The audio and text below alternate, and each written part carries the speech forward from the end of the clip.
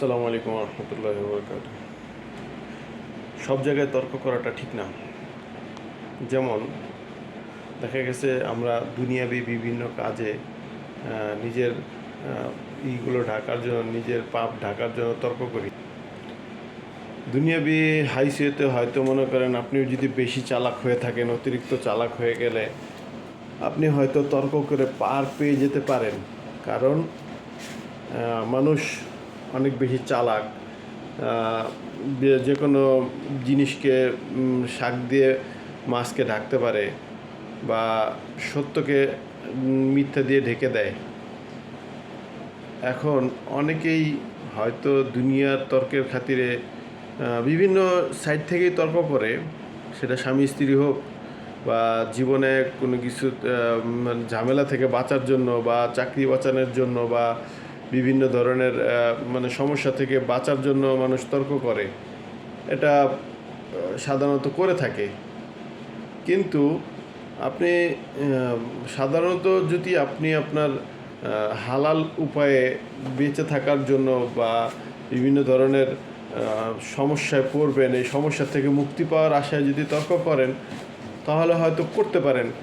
এটা এটা দোষের কিছু না। কিন্তু দেখা গেছে যে সবার আমার সৃষ্টিকর্তা আল্লাহ তাআলা, উনি বিচারকেরও বড় বিচারক।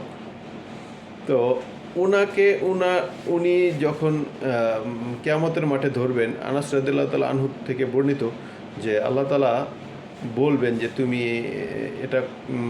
তুমি আমার ইবাদত করনি, তুমি মানুষের সাথে তর্ক করতে। তখন বলবে, এই তর্কপ্রিয় লোকই বলবে আল্লাহ তাআলার কাছে যে আল্লাহ, আমি আপনার সব আমল টামল করেছি, সব কিছু আপনার নিয়ম কানুন অনুযায়ী চলেছি, 5 ওয়াক্ত নামাজ পড়েছি।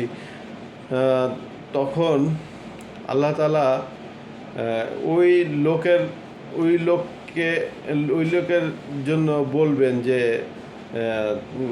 ওই লোকের মুখ বেঁধে দিবেন, এবং সে আর মুখ খোলার মতন তার শক্তি থাকবে না, তার হাত পাও তার নিজের বিপক্ষে সাক্ষ্য দিবে। তখন ওই লোক বলবে, হে হাত পাও, তোদেরকে আমি কত কষ্ট করে করেছি, ঠিকঠাক করে রেখেছি যাতে তোরা আমার বিপক্ষে না কিছু করস, কিন্তু সেই হাত পাও তাদের বিপক্ষে কথা বলবে।